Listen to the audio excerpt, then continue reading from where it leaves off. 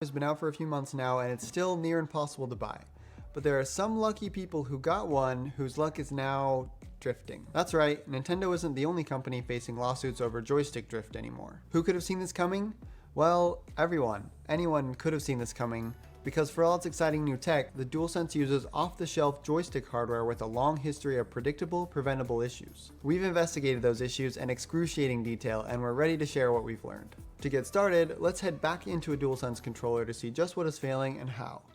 The joystick modules themselves are manufactured by a company named Alps. Tempting as it may be to blame Alps for the PS5's drifting issues, they probably aren't the villain of this story. As many of you noticed in our teardown video, these joystick modules look extremely familiar. You may already recognize it from the PS4 controller, the DualShock 4, or from the Xbox One controllers, maybe the Nintendo Switch Pro controller, or how about the $180 Xbox One Elite controller?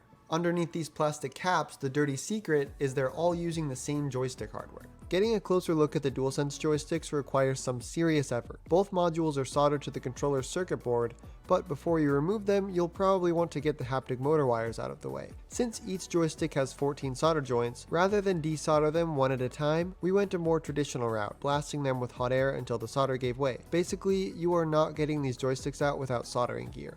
Each of these seafoam covers houses a potentiometer. That's 2 per joystick set perpendicular to each other. One potentiometer senses up and down movement and the other left and right. To understand the part they play, it's helpful to know how a potentiometer measures position in a device like this.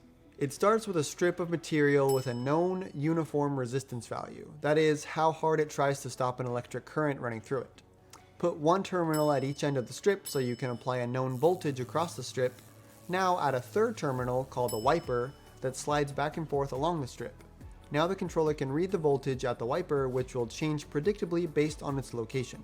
These potentiometers in the DualSense joysticks work like that, except instead of moving back and forth, the wiper moves around a semicircular track made of printed carbon film. When you move the joystick with your thumb, it rotates 2 little shafts which twist the wipers back and forth. There are 2 other noteworthy components in the modern joystick.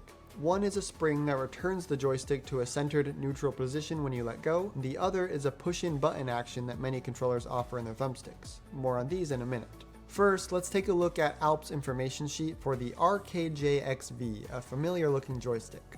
Right on page 1 of the product sheet is the operating life for the RKJXV's potentiometers, 2 million cycles. Just below that, the lifespan for the center push function, 500,000 cycles. Translating those numbers into just how long your joystick will last depends greatly on the type and intensity of games that you play, but some back of the napkin math based on some of our coworkers' Call of Duty gameplay gave us a shockingly low number. The components in these sticks could easily exceed their operating life in just over 400 hours of game time. So all this finally brings us to our first cause of drift: wear to the potentiometers. Over time, the wiper scrubbing back and forth against the resistive pad creates imperfections, altering the voltage readings across the terminals. But it's not all the potentiometer's fault. In order to work, they have to measure joystick movements from a consistent starting point. As you move your joystick around, the spring-loaded self-centering mechanism can stretch slightly, creating a new neutral point. In this scenario, the potentiometers are still giving an accurate reading, but a stretched spring tricks them into thinking your thumb is on the stick even when it's not. Finally, contaminants can cause drift. Over time, plastic dust can accumulate in the mechanism from the components grinding together. Even if your plastic remains in great shape though, outside elements can make their way in and gum things up, causing the stick to get stuck slightly off center or collect in the potentiometer and cause erroneous voltage readings. So let's talk fixing. If you don't want to solder, there are plenty of YouTube videos demonstrating fixes that don't require heat, just a lot of patience and maybe some fine motor skills. You could, for example, pry off the potentiometer housings and either clean or replace the rotating wiper. Or you might try carefully cleaning both the wiper and its graphite track.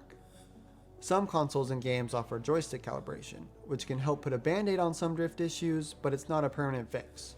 You're basically just using software to give the joystick a new center point, or telling the game to ignore stick inputs within a small radius. Then there's the class of fixes that do require soldering, but even those don't always guarantee a fix. There are several videos on YouTube walking you through these more advanced fixes, including a really cool way to attempt a whole joystick swap with a soldering pot. We'll leave links for a bunch of these videos in the description. So you can probably find the part, maybe even do the soldering, but the potentiometers in the brand new joysticks from the factory often require advanced calibration. so even a brand new joystick can drift. Suffice to say, these things could be a lot easier to fix. If you're experiencing drift on any controller, you have 3 real options. Fix it, either yourself or through an experienced tech.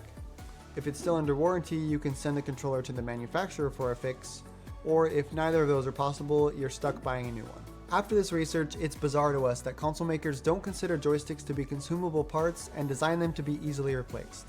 No device rated for a finite number of actions, especially one that lives near so much contamination and takes so much abuse, can maintain perfect performance forever.